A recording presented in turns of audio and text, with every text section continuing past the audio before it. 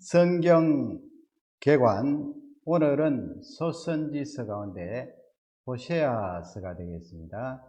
요나, 또 아모스, 호세아 다 북쪽 이스라엘 선지자가 되고요. 이 시대 순으로 또 약간의 차이는 있습니다만은 그렇게 비슷한 시기인데 요나가 좀 앞서는 것 같고요. 그 다음에 아모스, 그 다음에 호세아. 이 호세아는 주전 722년 북쪽 이스라엘이 멸망당하는 그 현장을 목격한 그런 선지자입니다. 호세아 1장 1절 보면은 거기에 역시 연대기적인 그런 정보가 들어 있습니다. 우리 1절을 다 같이 읽겠습니다. 요시야와 요담과 아하스와 히스기야가 이어 유다 왕이 된 시대 곧 요아스의 아들 여로보암이 이스라엘 왕이 된 시대에 도에기의 아들 호세아에게 임한 여호와의 말씀이라.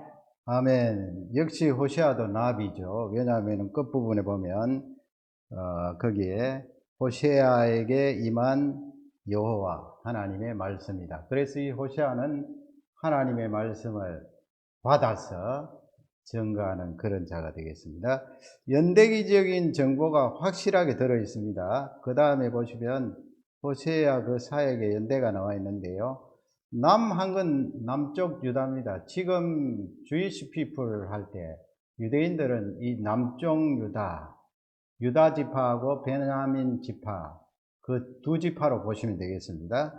남쪽 유다 왕은 거기 우시야, 요단이 아니고 요담인데요. 요담, 아하스, 그 다음에 히스기야 그렇게 되어 있습니다.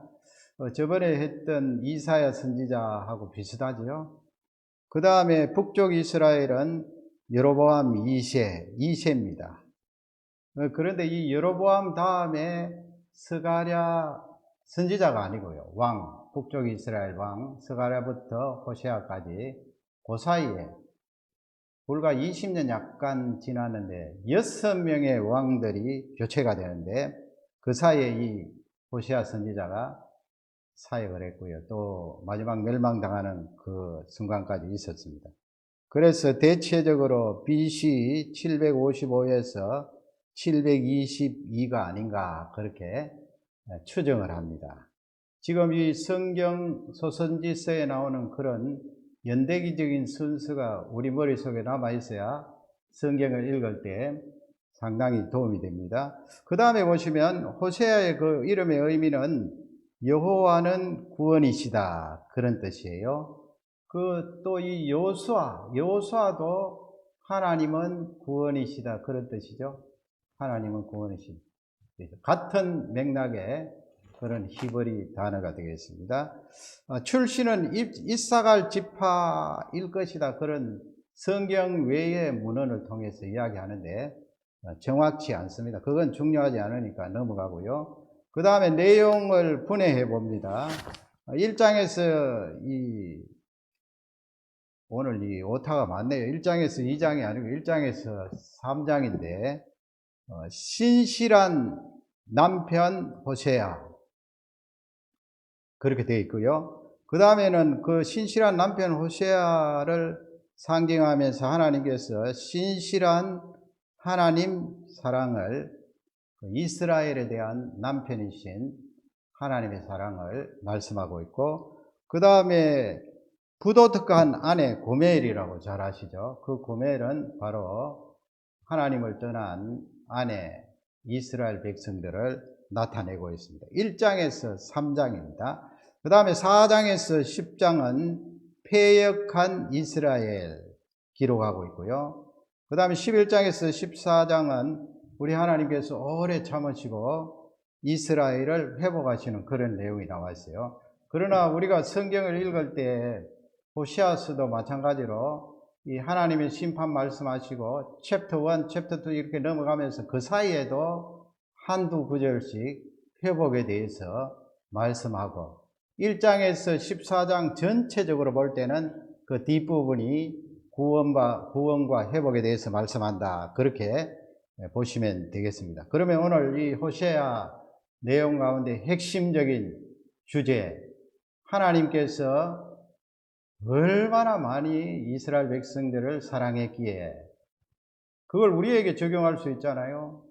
하나님께서 나를 얼마나 많이 사랑하셨기에 그토록 참으시고 많은 과정들을 허락하시고 말씀을 주셨을까? 그 부분에 살펴보기를 원합니다. 첫째는 이 부부 사이로 하나님께서 말씀을 하시면서 내가 너희들을 얼마나 사랑한 줄 아느냐? 부부 사이에 그 관계가 이 땅 위에서 하나님이 만드신 결혼이라는 그 제도인데 얼마나 여러분 부부 사이의 사랑이 고귀하고 아름답고 사랑이 가득 차 있습니까? 부부 사이의 그런 사랑, 관계로 말씀하시면서 호세아에게 말씀을 주세요. 1장 2절에 보면 여호와께서 호세아에게 말씀을 하십니다. 너는 해서 호세아에게 명령을 하시죠. 너는 거기서부터 다 같이 읽겠습니다. 너는 가서 음란한 여자를 맞이하여 음란한 자식들을 낳아라. 이 나라가 여호와를 떠나 크게 음란함이라 하시니. 아멘. 여호와를 떠나 크게 음란함이니라. 이거 누구를 가리킵니까? 이스라엘 백성들을 가리킵니다. 그리고 앞쪽에 호세아 선지자를 향하여서 가서 음란한 여자를 맞이하여 자녀를 낳아라. 그러니까 이 말씀을 보면 벌써 하나님께서 이 호세아에게 목적을 두고 저렇게 부도덕한 여인을 아내로 맞이하라. 그리고 그 아내를 계속해서 용서해주고 너의 아내로 인정하라 하는 말씀을 통하여 하나님께서 이스라엘 백성들에 대한 사랑을 잘 표현하고 있는데요. 호세아가 하나님 말씀에 따라 이제 결혼을 하게 되죠. 고멜이라는 여인입니다. 그 쭉 1장에 보면은 3명의 자녀를 낳게 되지요. 거기에 제가 적어 놨습니다. 첫 번째는 아들 낳았어요. 이스라엘이라. 하나님께서 직접 이름을 지어주세요. 그 이름의 뜻은 하나님이 흩으셨다. 그런 뜻이에요. 두 번째 딸을 낳았어요. 루하마라는 뜻에다가 로 하는 히브리 단어 음자를 넣어서 로루하마 부정어예요. 사랑한다라는 그런 뜻인데 하나님께서 로자를 넣어서 사랑치 않으리라. 딸을 낳고 그렇게 이름을 지어라 말씀을 하시고 마지막 세 번째, 셋째 아들을 낳았는데요. 암미라, 암미. 그런데 거기에 하나님께서 로자를 추가하셔서 로암미, 내 백성이 아니다. 지금 이 3명의 호세아 자녀들을 통하여서 하나님께서 이스라엘 백성들에게 선포하는 거예요. 너희들을 흩어버리겠다. 더 이상 너희들을 사랑하지 않겠다. 너희들은 나의 자녀가 아니다. 내 백성이 아니다. 그것을 말씀하는데 이 속에서는 너희들이 부도덕하고 남편인 나를 떠났지만은 내가 사랑하고 구원하려고 이렇게 애쓰고 힘쓰고 지금 열정을 다하여서 너희들을 건지려고 한다는 그 마음을 잘 나타내 주고 있습니다. 호세아 2장 2절 상반절에 보면요. 너희 어머니와 논쟁하고 논쟁하라 말씀하시면서 그는 그랬어요. 그는 내 아내가 아니요. 거기 고멜이죠. 고멜. 호세아 입장에서 이미 부도덕하였기 때문에 너는 내 아내가 아니요 할 수도 있잖아요. 하나님께서 지금 북쪽 이스라엘을 향하여서 너희들은 하나님의 백성 아내에 있는데 더 이상 내 아내가 아니다. 그리고 나는 그의 남편이 아니라 그랬습니다. 너희들의 남편이 되지 않을 것이다. 아니다. 그렇게 하나님께서 말씀하시고 3장 1절 앞부분에 보면은요. 우리 앞부분 읽겠습니다. 3장 1절입니다. 여호와께서 내게 이르시되 이스라엘 자손이 다른 신을 섬기고 건포도 과자를 즐길지라도. 아멘. 건포도 과자라는 것은 그 바알이나 아세라 우상을 섬기고 나서 이 신전에서 나누어 주나 봅니다. 금포도 과자 맛있게 달게 그렇게 만들어서. 그러면 이스라엘 백성들이 참 기가 막히죠. 하나님의 아내 되는 이스라엘 백성들이 거기에 말이죠. 우상을 섬기고 절을 넙죽하고 하나님이 어디에 있느냐 그렇게 뒷전에 앉아서 이스라엘 자손들이 나누어주는 금포도 과자를 먹고 희닥거리고 있는 거예요. 거기 있잖아요. 다른 신을 섬기고 그랬습니다. 하나님께서 그 부분에 대해서 굉장히 섭섭해 하시는 거예요. 하나님이 이스라엘 백성들을 사랑하지 않았더라면 그런 섭섭함이 없겠지요. 우리 부모님들이 자녀들을 향해서도 그만큼 사랑했기에, 사랑하고 있기에 어쩌면은 어떤 존재보다도 자녀에 대해서 쉽게 섭섭해 할 수가 있어요. 그 속에 들어가 보면 자녀들을 사랑했기 때문에 그런 거예요. 하나님도 마찬가지예요. 지금 아내인데 말이죠. 아내를 그토록 사랑하고 그를 건져주고 지금까지 보살피고 함께 했는데 이렇게 다른 데 가서 그냥 희득거리고 우상에게 넙죽 절하니까 하나님 그 마음이 어떠했을까요? 하반절 보면은요, 3장 1절 하반절 다 같이 읽겠습니다. 여호와는 그들을 사랑하나니 너는 또 가서 타인의 사랑을 받아 음녀가 된 그 여자를 사랑하라 하시기로. 우리 하나님께서요, 우리 같으면 싹둑 잘라버릴 거 아니에요. 부도덕하니까 이제부터는 다시 끝장이다. 뒤를 돌아볼 필요도 없다 할 수 있는데 하나님 그래도 보세요. 하반절 가면은 여호와가 그들을 사랑하나니 이스라엘 백성들을 아내를 사랑한다. 그러니까 호세아 너는 가서 뭘 하라고 그럽니까? 타인의 사랑을 받아 음녀가 된 그 고멜을 사랑하라. 내가 여전히 이스라엘 백성들을 사랑하고 있다. 그것을 네가 실제적으로 괴로운 생활을 통하여서 이스라엘 백성들에게 보여주라. 그 말씀이에요. 그래서 이 호세아가 3장 2절에 가면 어떻게 해요? 우리 2절을 다 같이 읽겠습니다. 내가 여인 15개와 보리 한 홍해반으로 나를 위하여 그를 사고. 이미 팔려간 그런 개념이 있어요. 이렇게 은이라든지 곡식을 주고 도로 사람을 살 때는 종으로 팔려간 그런 개념이 있습니다. 그래서 이 종을 다시 도로 찾고 살 때는 대가를 치르잖아요. 그게 율법에 있고요. 이 호세아가 아내 고멜을 다시 사기 위해서 거기 또 곡식 그렇게 주고 이미 그 부도덕하여서 다른 사람 밑에 들어가 종살이 하고 있는 그녀를 다시 사오는 내용을 볼 수가 있습니다. 내가 여전히 이스라엘 백성들을 사랑하고 있기 때문에 너도 부도덕한 아내를 버리지 말고 다시 사와라. 사랑하라. 그러니 여러분 이 말씀을 보면서 내가 얼마나 하나님의 사랑을 받아왔는가, 지금도 하나님의 사랑을 받고 있는가 하는 것을 구구절절히 느껴야 됩니다. 북쪽 이스라엘은 이미 없어지고 사라졌습니다. 누구에게 주시는 말씀입니까? 바로 나에게 주시는 말씀이에요. 내가 너희들을 이토록 사랑하고 있다. 두 번째 우리가 살펴볼 내용은 두 마음이에요. 두 마음. 두 마음 할 때는 이 고멜이 호세아만 사랑해야 되는데 마음을 다른 데 두고 있으니까 사랑이 나뉘어졌잖아요. 그러나 가만히 살펴보면 사랑한다 할 때는 나뉘어지면은 그거 사랑이라고 할 수 없거든요. 두 마음. 두 마음을 가지고 다른 데 간 이 여인을 사랑하라 할 때 또 섭섭함을 느끼고 내가 속이 상하고 큰 상처를 받는 것은 그녀를 사랑하고 있기 때문이다 하는 것을 입증할 수 있어요. 하나님께서 이스라엘 백성들을 여전히 사랑하고 있어요. 예끌어 하세요. 두 마음을 가지고 있는 그들을 사랑하고 계세요. 세상에서 하나님 앞에서 두 마음을 가지고 있는 나를 여전히 사랑하세요. 사랑하기 때문에 이렇게 하나님께서 질투를 하시는 거예요.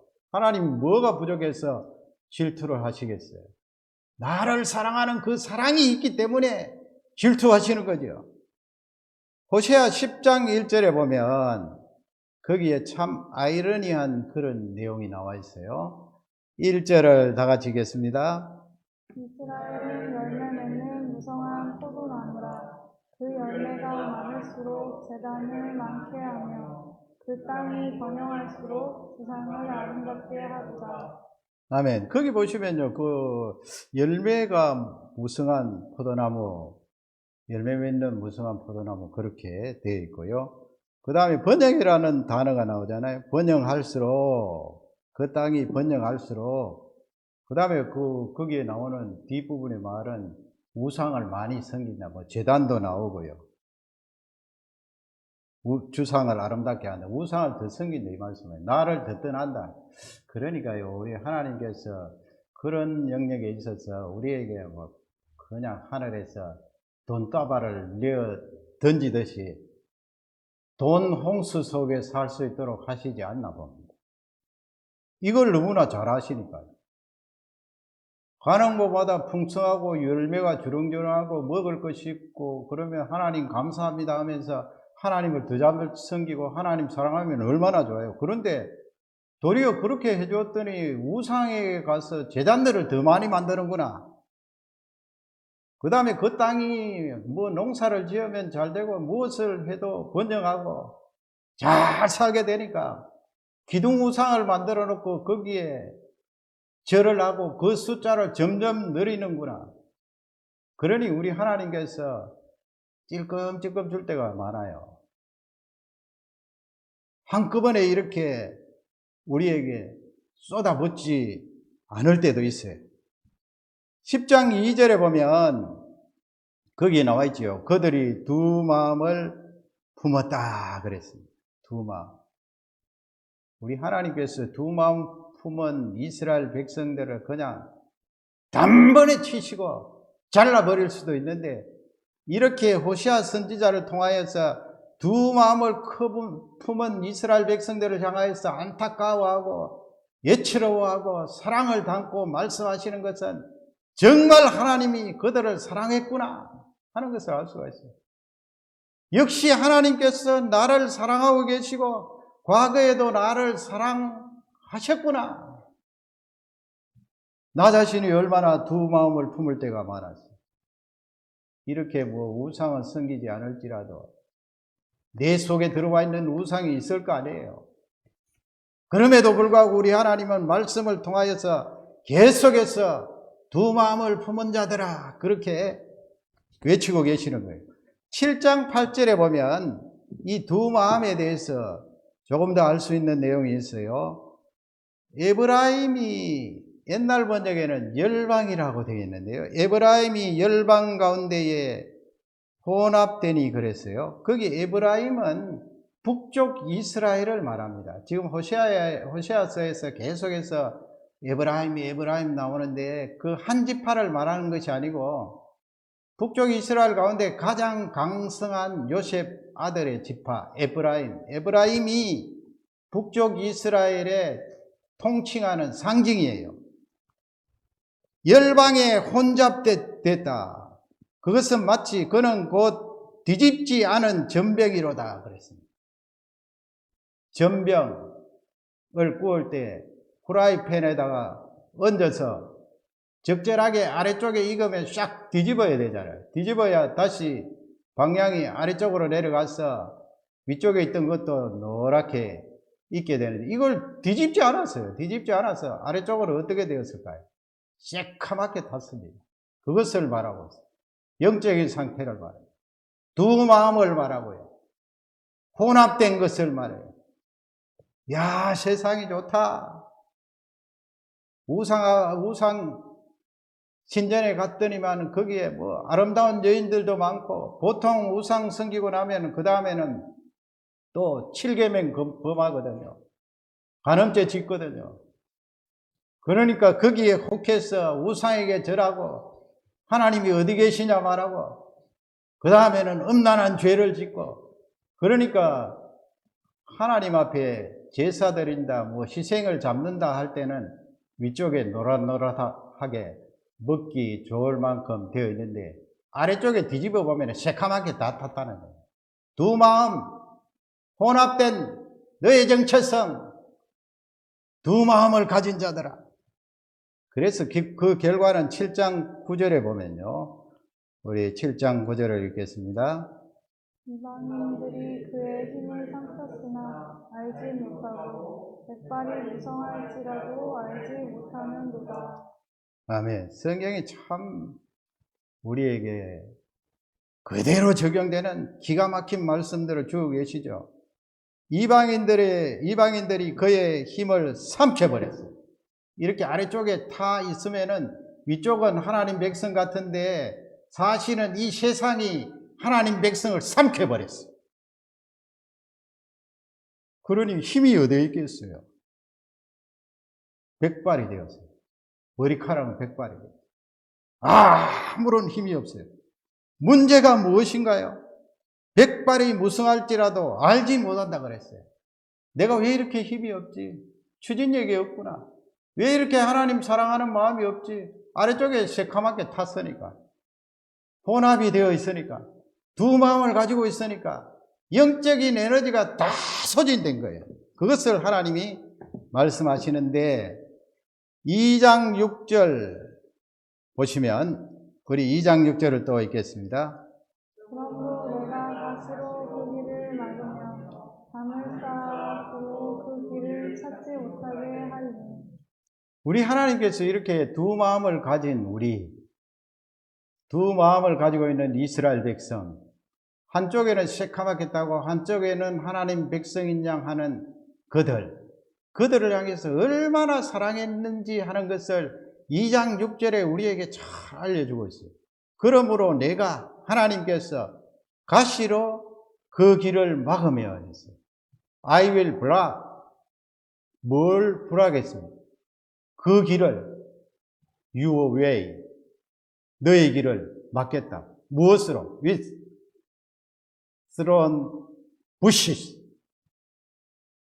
가시 덩쿨로 너의 길을 막아버리겠다. 두 마음을 가지고 계속 하나님을 떠나서 하나님 떠나는 그 길로 가고 있으니까 하나님께서 가시덤불로 그 길을 막겠다 했어요. 또 하나는 뭐예요? 담을 쌓아서 그 길을 찾지 못하게 하리라. 담을 쌓아버린다는 거예요. 이게 하나님께서 이스라엘을 사랑하시는 그 마음이에요. 이게 하나님께서 우리를 사랑하시는 사랑의 마음이에요. 가시덤불을 너 앞에 두겠다. 이 가시덤불이 뭐예요? 담이 뭐예요? 장애죠, 장애. 가지 못하도록 막아버리는 거.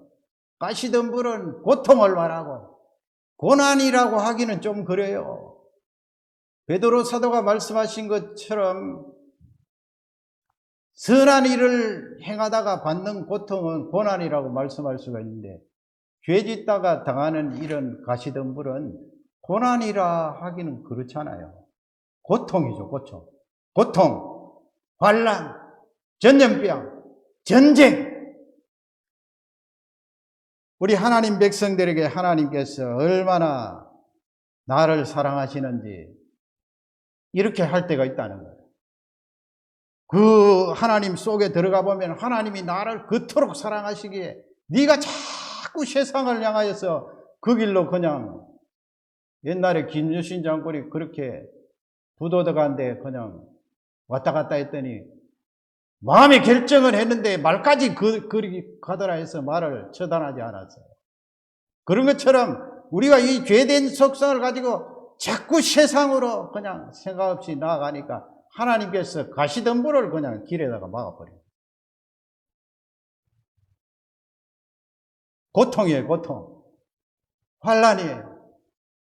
하나님 아버지 나에게 왜 이토록 가시덤불을 주십니까? 고통을 주십니까?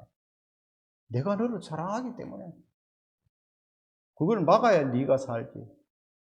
가시덤불도 안 되면 담장으로 그냥 막아버려요. 담장을 어떻게 넘어갑니까? 하나님이 막으셨는데. 우리가 그래서 인생을 살다가 잘 안 풀리고 막힐 때는 겸손하게 무릎을 꿇으면서 뭐 다 그렇게 막히는 것이 요 말씀과 딱 매치가 된다 할 수는 없지만은, 그러나 겸손하게 무릎을 꿇고 잘 안 되게 하실 때는 기도하고 하나님 앞에 더 바짝 다가가야 돼요. 그게 우리에게 살 길인 것입니다. 그래서 2장 7절 앞부분 보면, 그가 그 사랑하는 자를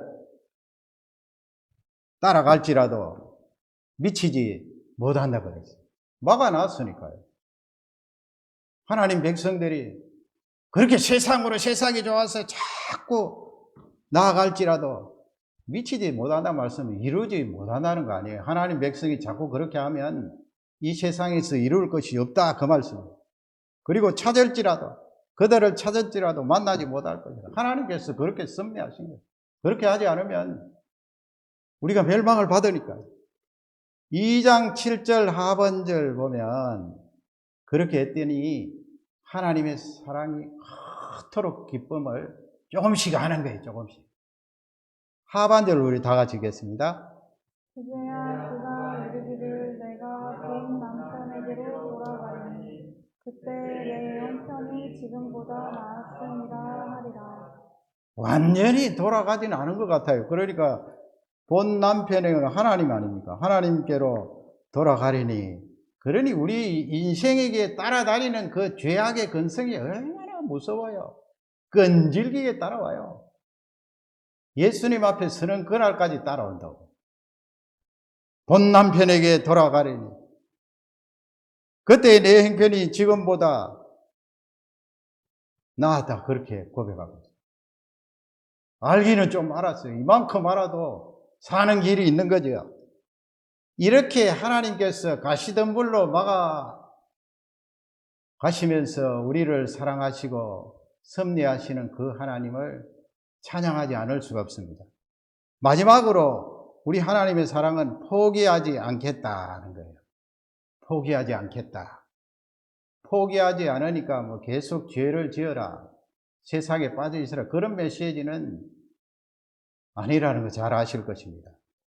11장 8절 상반절 보면 거기 에브라임이 또 나오죠. 에브라임이여 내가 어찌 너를 놓겠느냐? 내가 어찌 너를 놓겠느냐? I cannot give you up 그랬어요. 포기하겠느냐? 이스라엘이여 내가 어찌 너를 버리겠느냐? 내가 어찌 너를 버리겠느냐? I cannot cast you up. 버리겠느냐? 그래서 거기에 질문으로 How can I? 그렇게 되어 있습니다. 어찌 내가 너를 포기할 수가 있겠느냐? How can I cast? 어찌 내가 너를 버릴 수가 있겠느냐? 이게 하나님의 사랑이에요. 끝까지 따라오시면서 우리를 포기하지 않는 하나님. 내가 잘 믿었어. 내가 정확하게 판단하고 내가 선택해서 끝까지 가서 구원받는 것이 아니고요. 하나님께서 이 사랑으로 끝까지 나를 따라오시면서 포기하지 않고 버리지 않았기 때문에 하나님 앞에 구원의 완성, 그 시점에 들어갈 수가 있는 거예요. 북쪽 이스라엘만 해당되는 말씀이 아닙니다. 11장 8절 하반절에도 보면요, 같은 맥락의 말씀이 나와 있어요. 우리 하반절 읽어볼까요? 내가 어찌 너를 아드나같이 놓겠느냐? 어찌 너를 수부인같이 두겠느냐? 내 마음이 내 속에서 돌이키어 나의 긍휼이 온전히 주붙듯 하도다. 같은 맥락의 말씀 반복이에요. 거기 아드마라는 단어하고 스보임이라는 단어가 있는데 그 두 지역 이름은 소돔 고모라 성 그 주위에 있는 작은 성읍이에요. 소돔 고모라 멸망당할 때 그 주위의 성읍들도 녹았잖아요. 그러니까 내가 너희들을 끝까지 포기하지 않고 소돔 고모라 성처럼 그렇게 버리지 않겠다 이 말이죠. 버리지. 그러나 여러분 이 소선지서를 읽어 가다가 보면 북쪽 이스라엘은 완전히 멸망당했잖아요. 그러니까 이런 말씀들을 쭉 보면은 좀 혼동이 있을 수 있는 거예요. 포기하지 않겠다. 북쪽 이스라엘 멸망당해서 그 다음에 다 그냥 그 이주 정책 통해서 사라졌잖아요. 사마리아인이 됐잖아요. 하반절 11장 4절 말씀해 보면요. 11장 8절 하반절에 보면은 나의 긍휼이 온전히 불붙듯 하도다 그랬어요. 영어 표현 한번 보세요. 나의 긍휼이 너를 향한 동정 사랑이 킨들 하면 뭡니까? 킨들 set on fire 그렇게 해서 불질렀다는 거예요. 내 마음속에 하나님 마음속에 너희들을 그토록 사랑한 그 마음이 불타오르고 있다. Start burning. 하나님이 그렇게 불을 말씀하시면서 내 마음에 그토록 불타오르고 있다. 너희들을 향한 그 사랑, 그걸 헤세드라고 그러죠. 히브리가. 헤세드. 끝까지 포기하지 않고 변함없이 사랑하는 그 사랑. 그것을 이스라엘 백성들과 우리에게 말씀하고 있습니다. 11장 4절 보세요. 하나님의 사랑을, 불타오르는 그 사랑을 설명하지요. 4절을 다 같이 읽겠습니다. 내가 사랑의 줄, 곧 사랑의 줄로 그들을 이끌었고 그들에게 대하여 그 목에서 멍에를 덮이는 자 같이 되었으며 그들 앞에 먹을 것을 두었노라. 다음에 사람의 줄 그렇게 되어 있어요. human kindness 그렇게 되어 있는데 사람의 줄. 이 줄 멍에 같은 것, 이 짐승들도 이렇게 메어서 끌고 다니는데 짐승들에게 맨 그 줄하고 우리 사람에게 하나님께서 우리 사람에게 매는 줄하고 다르겠죠. 하나님께서 우리에게 매시는 그 줄은 사랑의 줄이고 친절의 줄이고 우리가 살 수 있도록 매는 줄이잖아요. 딱 이렇게 공간을 두고 우리에게 어느 정도 다닐 수 있도록 하시고 그리고 아까처럼 그렇게 바깥으로 나가시려고 하면 당기는 거예요. 부시도 만들고 했어요. 그게 사람의 줄이에요. 사람. 하나님이 우리를 사랑하시는 그 줄. 내가 너희들에게 짐승처럼 그렇게 줄을 메어서 끌어당기겠느냐 그 말씀. 그래서 그 뒤에 곧 했잖아요. equal. 사랑의 줄로. 하나님의 사랑의 줄. 그게 바로 하나님의 사랑의 줄이다. 사랑의 줄로 너희들을 이끌었다. 그 다음에 보세요. 그 목에서 멍에를 벗겼다. 그랬어요. 짐승들에게 멍에를 씌우는 것은 일을 시키고 또 그 일이 얼마나 고통스러워요. 짐승들에게. 그러나 하나님께서는 우리 사람에게 줄을 매시고 멍에를 매시는 것은 지금 보세요. 벗겼다 말씀하잖아요. 그것은 먹을 수 있도록 양식을 주시고 영의 양식, 육의 양식을 주시기 위해서 그 멍에 요크를 걸렁하게 하셨다는 거예요. 그리고 벗겨내시고 옛날에 시골에 살 때 소 일하고 나서 잠자는 소주간에 들어오면 멍에를 다 벗겨내죠. 벗겨내고 줄만 가지고 이제 그 소 잠자는 그 소주간으로 들어와서 그 다음에 하는 것이 무엇인가 하면 물을 주고 소죽을 주잖아요. 소죽을. 하나님께서 지금 이스라엘 백성들에게 내가 너희들을 그토록 사랑하는데 먹이는 것, 이 모든 것도 너희들을 배려해서 친절한 사랑의 줄로 너희들을 보살펴왔다. 그렇게 하시는 말씀이에요. 그래서 6장 1절에 보면 이 호시아 선지자가 미래를 내다보면서 그 하나님 앞에 돌아오자, 회개하자 그렇게 외치는 거예요. 6장 1절을 우리 다 같이 읽겠습니다.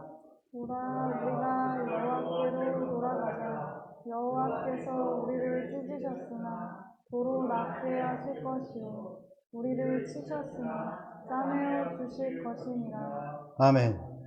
4장에서 10장까지는 이스라엘 백성들의 그 죄악을 말한다고 했는데 6장 보면 중간인데 이렇게 중간중간 희망, 소망의 메시지를 주고 계시는 거예요. 여호와께로 돌아가자. 우리를 찢으셨지만은 도로 낫게 하실 것이다. 우리를 또 싸매어 주실 것이다. 소망은 하나님께 있다. 하나님께로 돌아가자. 그래서 2절에 가면 여호와께서 이틀 후에, 이틀이 나와요. 여기 이틀 후에 우리를 살리시며 그랬는데 이틀은 짧은 기간이에요. 성경에서 짧은 기간. 하나님께서 우리를 살리시는데 길게 살리시는 그 영역에 있어서는 길게 끌지 않는다는 거예요. 아까처럼 한꺼번에 그냥 돈을 왕창 내리부으면 우리가 세상으로 나아가니까 그런 데는 하나님께서 조금 하시지만은 우리를 살리되는 단번에 그냥 살리세요. 요나서에서도 했잖아요. 9장 40일 후에 이 성이 멸망당하리라 했는데 회개했더니 금방 우리 하나님께서 뜻을 돌이키시는 그 내용을 보았어요. 이틀 후에 우리를 살리시며 거기 셋째 날에 우리를 일으키시리라. 그 다음에 하반절에 보면 살리라 그랬어요. 셋째 날 이건 제가 보기에는 조금 너무 영해 쪽으로 간 것 같은데 주석을 가만히 보니까 셋째 날에 대한 해석을 한 학자들이 한 5명 있어요. 유명한 학자들이. 여기 셋째 날이 무엇인가? 예수 그리스도께서 부활하실 그 셋째 날을 염두에 두고 영감된 성경 말씀이다. 셋째 날. 예수 그리스도께서 부활하시면 우리를 일으키시고 우리가 살리라 그 말씀이다. 그러니까 차츰차츰 오니까 이렇게 살리라, 꿰매어 주시리라, 싸매어 주시리라, 치료하시리라 이 말씀이 북쪽 이스라엘에 국한된 것이 아니다 하는 것을 알 수가 있겠죠. 북쪽 이스라엘이 아니면은 그럼 누가 거기에 들어가는가? 6장 3절 보세요. 그러므로 우리가 여호와를 알자 그랬어요. 알자. 힘써 여호와를 알자. 우리는 하나님 앞에 가는 그날까지 하나님을 다 알 수는 없어요. 어떻게 그분을 다 알아요? 그러나 이미 66권의 성경을 주시고 이렇게 메시지가 선포되어질 때 차츰차츰 조금씩 알아가는 거죠. 여호와를 조금 알고 그것이 보태주면 그것이 나에게 영적인 힘이 되고 그게 사는 길이라는 거예요. 여호와를 알자. 아까 모른다 그랬잖아요. 그냥 금포도 과자 주는 거 먹고 희덕거리고 우상에게 넙죽절하면서도 모른다 그랬잖아요. 무화과 열매가 풍성하고 그 땅이 번성해도 이스라엘 백성들이 누가 그렇게 주었는지 모른다 그랬잖아요. 하나님 아버지 오늘도 이렇게 나에게 은혜 주시고 이런 자리에 있게 하심을 감사합니다. 그거 벌써 아는 거 아니에요? 여호와를 알자. 힘써 여호와를 알자. 하반절에 보면 거기 비 나오고 늦은 비 나오는데 이거 다 하나님의 은혜예요. 하나님의 은혜. 너희들이 사는 길은 하나님의 은혜로 살게 된다. 그러므로 여호와를 알자. 요한복음 17장 3절에 보면 우리 예수님이 유명한 말씀이죠. 요한복음 우리 다 같이 읽겠습니다. 영생은 곧 유일하신 참 하나님과 그가 보내신 자 예수 그리스도를 아는 것입니다. 영생은 했어요. 영생은 This is eternal life. 영생이 뭐냐? 사는 길이 뭐냐? 유일하신 참 하나님과 그 유일하신 참 하나님이 보내신 예수 그리스도를 아는 것이라 그랬어요. 이 말씀이 우리가 장차 누릴 영생에 대한 장소가 없다 그 말씀이 아니죠. 그 삶의 질이 없다 그 말씀이 아니에요. 영생이라는 그 놀라운 축복 안에 들어와야 될 가장 첫 번째가 예수 그리스도를 보내신 살아계신 참 하나님, 그리고 그 아버지가 보내신 예수 그리스도의 십자가와 부활을 아는 것이 영생이다. 내가 힘써 여호와를 알자. 힘써 여호와를 알자.